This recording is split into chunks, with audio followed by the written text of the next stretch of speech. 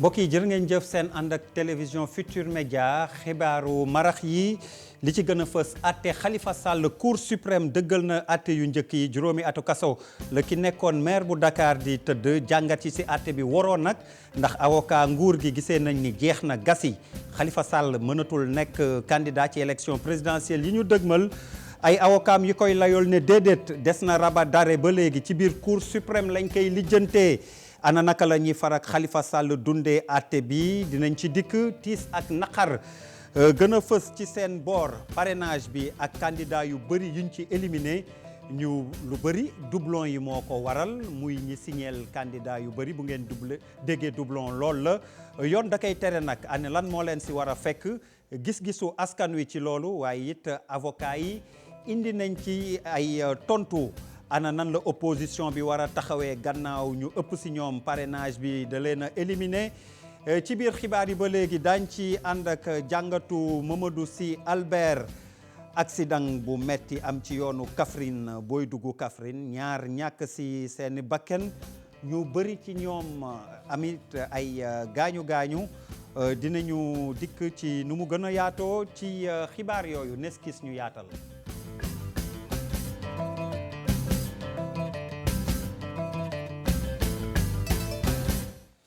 niñ leen ko doon junjee ci boppu xibaar yi Khalifa Sall àtte Cour suprême bi jub na dëggal àtte yu njëkk yi juróomi ati kaso la ki nekkoon maire bu Dakar war a tëdd waaye la tukkee ci àtte bi mooy gis-gis yu waroo yi naam avocat nguur gi ñoom nee na gas yi jeex na léegi leer na ni présidentielle bi ñu dëgmal Khalifa Sall mënu ci bokk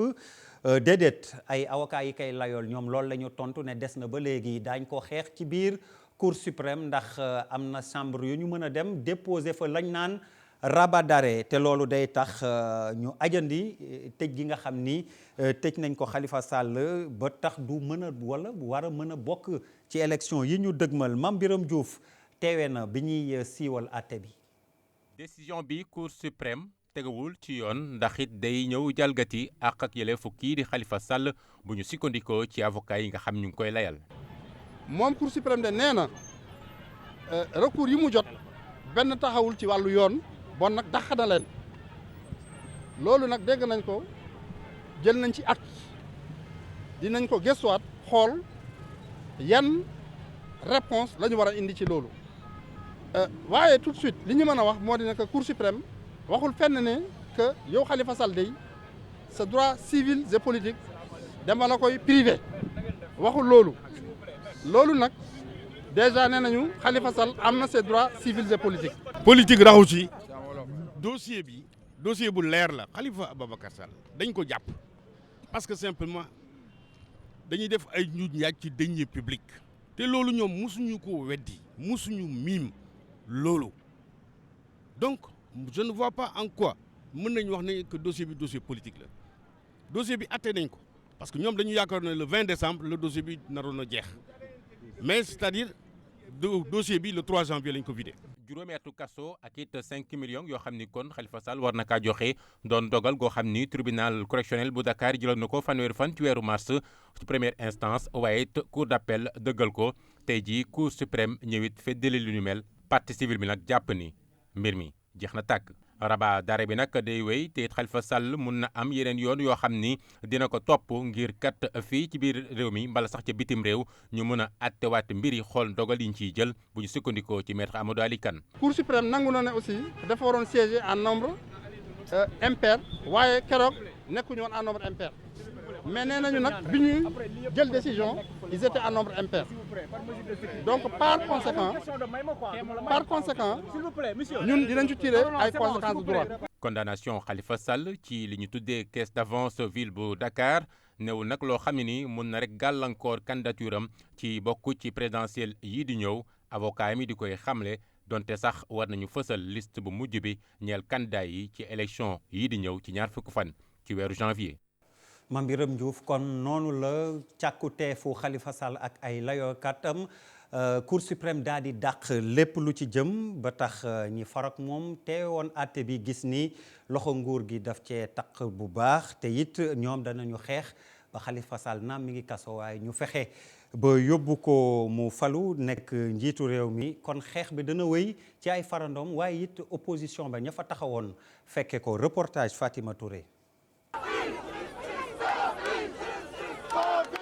ak indignation la ñu am bu ñu yëgee ni Cour suprême daal di condamné kii di Khalifa Ababacar Sall ñoom jege ñaale mi sax daal di naqarlu bu baax décision bi lee nam sax Khalifa Sall daal di na rek jàll ci test parrainage yi am rek li nga xam ne loolu lañ ko doon laaj partisan yi nag ne loolu bettu leen benn yoon.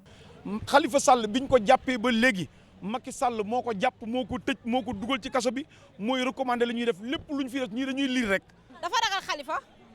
Khalifa yàlla moo ko taal kenn mun ci dara lu war a am na ba pare ñun xamoon nañu lii lay am. lii lañ doon xaar te moom lañ fi fekk mais nag ñun ba tey duñu découragé ñu ci suñu kanamu leader. ñoom nag daal di taxaw temm ngir wëyal xeex bi nee nañu nag dinañ ko gunge ba rek mu daal di toog ci fauteuil présidentiel. Khalifa présidentiel la day dem président de la palais incha allah tiituñu ragaluñu te duñu sonn duñu tay ñu nag moom ba biir palais ñu ngi koy xeex. jàppale ko ñoo moom rek ba géej gi neex day nekk candidat day nekk ci kaso bi gañ a Macky Sall te loolu moo gën a nekk humiliation ci Macky Sall. ñi nga xam ni ñooy membre opposition bi ñëwoon nañu rek daal di wane seen solidarité ci rek ki nga xam ni moo fi nekkoon maire de Dakar ñoom nag di xamale ni jot na rek ñu daal di leen di dégg bu baax. combat bi dina wéy combat bi du dakk xam nga wax naa leen ne on est entré dans une crise politique grave au Sénégal crise boobu. élection bii di ñëw du ko jeexal de su Macky ne gagné naa crise baa ngi fi su keneen gagné itam crise baa ngi fi il faut ñu régler ko Sénégal dañ ko war a sang. peuple bi mooy régler lii parce que peuple bi war a wàcc xeex ko. décision Cour suprême bi nag dafay remettre en cause candidature Khalifa Ababacar Sall dañu rek jëm ci élection présidentielle fii rek ak weer bii di ñëw. bu ñu jógee Cour suprême conseil constitutionnel lañ jëm ak parrainage bi ñu bëri ci candidat yi dañ leen éliminer la ko waral ay doublon yi nag ana lan moo war a fekk ñi ko def lan moo leen si war a fekk gis-gis yu waroo ndax ñu bëri ci askan wi gisee nañ ni ñi ko tey def ko yàqal nañ yenn candidat yi waaye ñeneen gis ni ñàkk xama ko waral reportage Aïssatou Gueye Ba. doublon yi moom bari na ci ñoo xamante ni moom def nañ ko mais xamuñu sax def nañ ko parce que jël nañu seen signature comme rek xam nga rek surtout sama mbokki village yi des fois ñuy dem ci ñoom ni leen dañ leen defal ay kii dañ leen defal ay financement ñu joxe seen ay carte d'identité joxe ko parce que man li may wax nii ñun am na suñu côté yeneen waaw te ba léegi financement yooyu jotuñu te ñun ba léegi jàpp nañ ni loolu ñu doon wax ay financement du financement pour soxla woon seen ay signature la. signé ñaari yoon signé benn yoon bu ñu ko defee nañu topp ñi ko signé li war a am mooy dañoo ñi ko signé ñu waxal nañu ne ku ko def ñu jàpp la nañu seet ñi ko signé ba la tax lu tax ñu signé ko man loolu la moo ci sama xalaat bu ñu ko bëggee xam ñoom mën nañ koo xam ku signé ñaari yoon ku ne bu ñu ko bëggee xam mën nañ koo xam. li ñu waxoon ñu defoon ko benn nit la mën a signé waaw mais warut a mën a signé ñaari nit signé fii loolu ñooñu ko def du ñuy bon citoyen waaw parce que boo nekkee vrai citoyen yow kenn ngay parrainel pare ci. Mame Birame Diouf jéem na lijjanti kon tontu li ak li war ci ñooñu ak ñaari avocat yi maître Ousmane Seye maître Ali Kane seen gis-gisit waroo ñu leeral. liste yi nga xam ne nag jot nañu ko dàq ñeel parrainage bi ndax dafa am nit ñoo xam ne ni dañoo signé ci biir liste dem signé waat feneen kon jalgati yoon te sax ñu mën leen teg daan benn weer jàpp ba atu kaso mbala sax ñu teg leen daan it 10 000 francs ba 100 000 francs CFA waaye ana kan moo leen war a topp. loi bi waxul nag ndax procureur mooy def daan yi wala ñi ñu ko jox ñoo war a porter plainte ak bu ñu porter plainte itam ndax dañuy nekk ba tribunal atte ci loolu. ñu door a mën a wéyal parrainage. maître Ousmane Seye moom dafa jàpp ni candidat ya nga xam ne ni am na nit yu leen signeel dem signeel ñeneen ñoo war a topp nit ñooñu. mais pour que procureur topp ko il faut que yow mi nga xam ne yow la ñu defaloon parrainage boobu yow yaa ci am préjudice yaa war a nag saisir procureur ne ko diw daf ma parrainé ba pare parrainé keneen ba man. ma ñàkk sama parrainage te yoon nee na loolu bu amee dañ ko war a topp donc toppal diw mais procureur mënul autosaisir parce que du xam sax du amul accès ci dossier parrainage. topp nit ñi nga xam ne nag am nañu signature yu bëri yoo xam ni kon def nañu ko di mel ni rek dina jafe. parce que yoon bu lay topp ci jëye dafay fekk mu am intention mu am na yow yaa ko tey def jëye bi mais bu fekkee ne jëye bi teyoo ko des fois am na ay délits yoo xam ne yoon du la ci topp je crois que affaire parrainage bi balaa ñu lay topp ba di la atte dafay fekk ne nga jóg ne da ngay saboter par exemple. bu fekkee ne nañ ma am nga 20 000 wala 10 000 wala 30 000 parrain yoo xamante ne doublon la ma porter plainte mais ñooñu mën nañu ne mais attention kële indi man musuma ko parrainé xam fu mu jëlee suma signature. parce que mënuñu tëb rek ni kële moom moo baax keneen kii moom bosam valable. collectif bu ëmb ñaar fukk ak juróom mi candidat ci opposition bi ñoom nag ne ànduñ ak parrainage bi jàpp sax ni ab filtre la rek ngir kon éliminer ay candidats yoo xam ne ni ñu waajal lañ mel ni du ñi ñooy dem kon topp ay nit ñoo xam ne ni signé nañ leen dem signé ñeneen lépp kon ngir rek bañ a wane seen ànd ak système parrainage bi. kon ñu bëri ci candidat yi éliminé nañ leen ba moo waral collectif des 25 C25 juddu muy opposition bi nga xam ni gis nañ ni parrainage bi dalee na faagaagal ani lan mooy doon seen ëllëg nag ak nu ñuy def pour saafara ko li ci njëkk mooy ñu booloo dankaloo nekk benn say loolu di gis-gisu Mamadou Sy Albert yokk na ci it ni ñu dem ci àll bi daal di wax ak askan wi bañ a toog ci taax yi rek foog ni lépp fii lay xewee kumbaloo ci reportage bi. signature parrainage bari na ci ay candidats yu ko motalul loolee tax opposition bi booloo ci benn collectif fas yéene xeex ak nguur gi muy stratégie bu leen mën a amal njëriñ ci gis-gisu bile analyste politique. booloo mooy doole la mais aussi xel la noo boo gisee depuis 2 jours opposition bi yëpp dañu subitement dañu jógee conseil constitutionnel le lendemain ñu créer seen cadre donc loolu li muy wone que dañuy seet seen dañu booloo weccante xalaat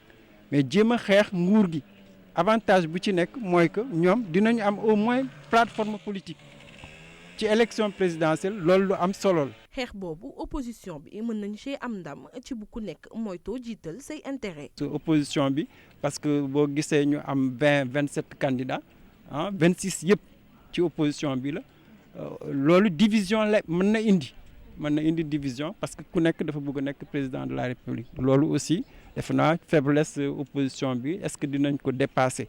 wala est-ce que dina leen gaañ bon defe naa daal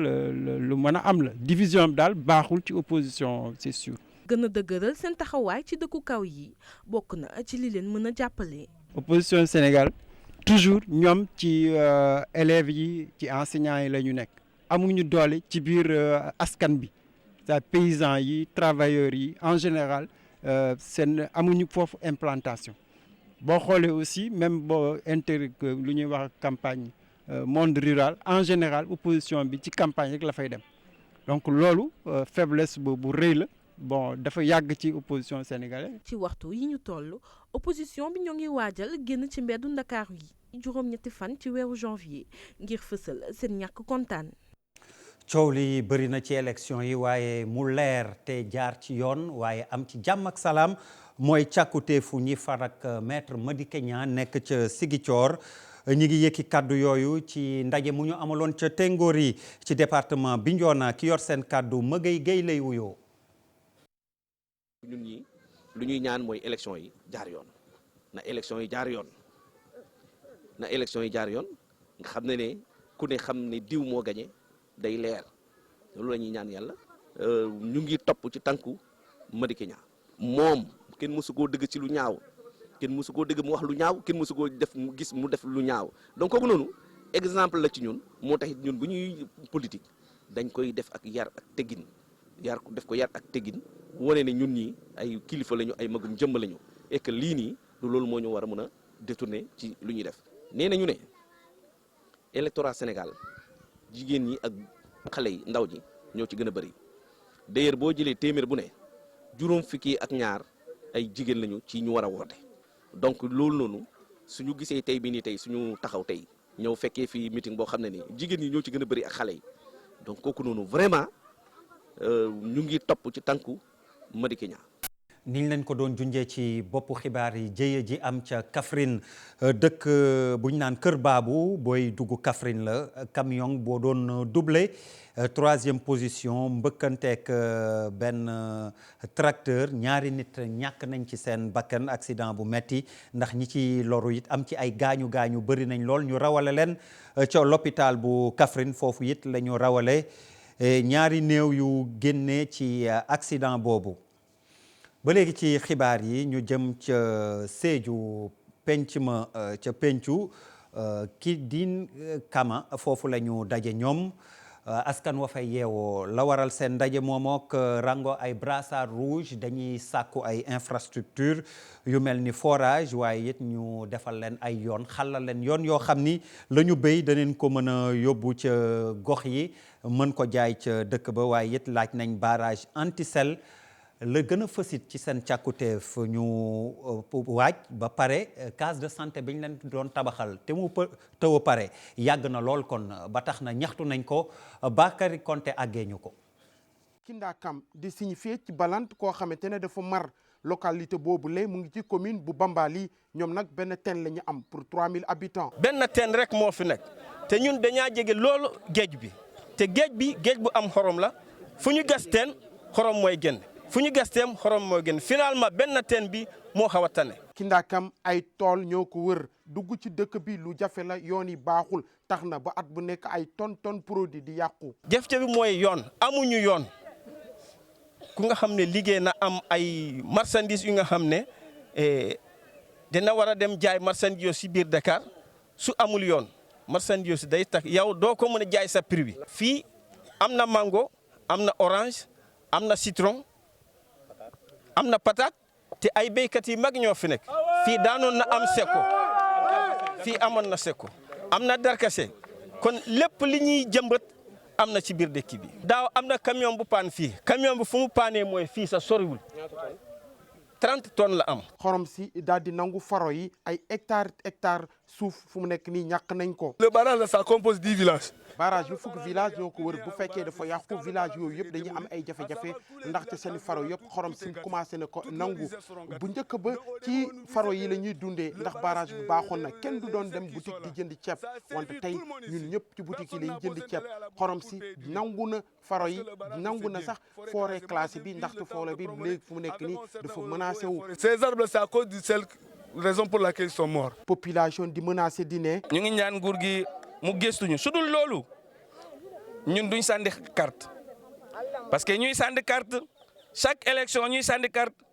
duñ gis dara loolu duñ ko def en tant que citoyen sénégalais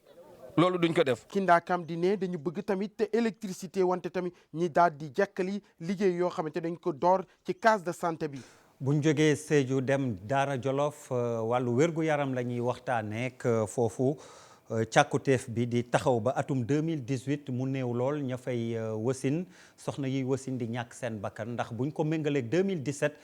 dafa ful ba ñeenti yoon ba tax na autorité yi di kilifa ya ca commune ba taxaw nañ ne 0 cas la ñu bëgg ci at mi Modou Mbaye reportage. yokkuk li mu jigéen ñi ñàkk seen bakkan ci jamono ji ñi am doom tere naa nelaw ñi liggéey ci wàllu wér-gu-yaram te bokk ci district sanitaire bu Daara ci atu 2018 lu tollook fukki jigéen ñàkk nañu seen bakkan ci jamono ji ñu waree am doom te moo ne sax ci atu 2017 ñaar ñoo ci ñàkkoon seen bakkan.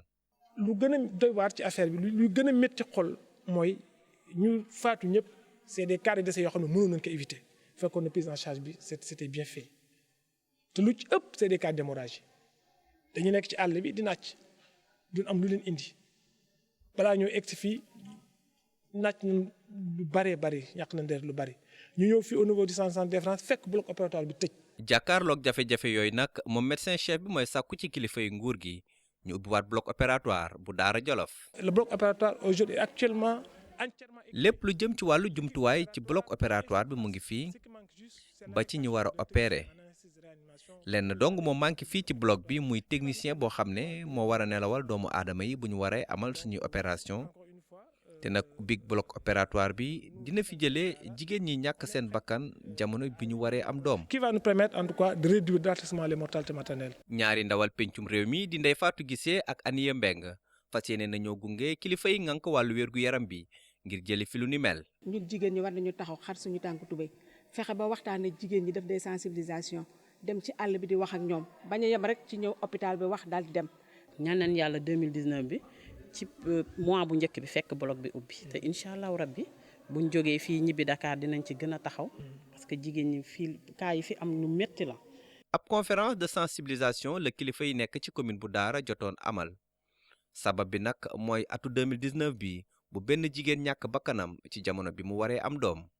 ñu wax ci conférence mouvement Saint-Louis perspective 2024 organisée Mamadou Diouf di expert en décentralisation xam-xamam màcc ci indi gis-gisam ci li waral Sénégal dëkk yi ko war a roy ci moom ndax gis nañ ni ay jafe-jafe ci wàllu woowu amu fi ba Senghor nekkee ci nguur gi ba ci Macky Sall jamono ji Mamadou Diouf ñu teewlu ay kàddoom laaj ak tontu dox digganteem ak Ousseynou Diop. moo ñàkk Sénégal ba léegi wax naa ko ci nasaraan léegi ne bu fekkoon ne réew yi nga xam ñoo ñu wër amoon nañ politique décentralisation mel ni suñ bos kon ñoom duñ daanu waaye bi ñu koy def ñun doon tukki dem ci réew yooyu dafa participer ci ay séminaire suñu collègue ya fa nekkoon dañu doon ree keex Pape Samba Ndiaye xam na ci dara foo dem Mauritanie Guinée ñuy ree waaye ña ko doon def yëpp seen régime daanu na suñ bos mën a fi ne kekk di avancé ba ñuy ñëw ci ñun kii xam na ci dara du am une semaine boo xam ne délégation du jóge bitim réew Afrique ñu ñoom jaratu ñu dem France ñoom Sénégal la ñuy yem xam nañ ci dara fii la ñuy yem ñu jàngal leen jox leen ay téere jox leen ay documents yi dem bu ñemee ñoom dañuy copier rek waaw mboolem réew Afrique fii la ñuy ñëw kon nag loolu stabilité boobu moom it am na ku ko doon wax c'est un bien immatériel boo xam ne xëy na duñ ko gis mooy suñ stabilité bi suñ démocratie bi suñu liberté de presse bi liberté de créer des partis taxaw fi réunion wax la neex président te dara la ci fekk nga dem doon sa reer ba soo naan sa ataaya loolu amul ci yeneen pays Afrique yi de ko fa def xam. mbokk yi jërë ngeen jëf seen teewlu loolu doon xibaar yi ci ngoon si ñu leen di ñaanal guddi jàmm di ko ñaanal askanu Sénégal yëpp dox daje ci kanam tuuteeg Sara Cissé ci nasaraan lay doon ak ganam Alioune Tine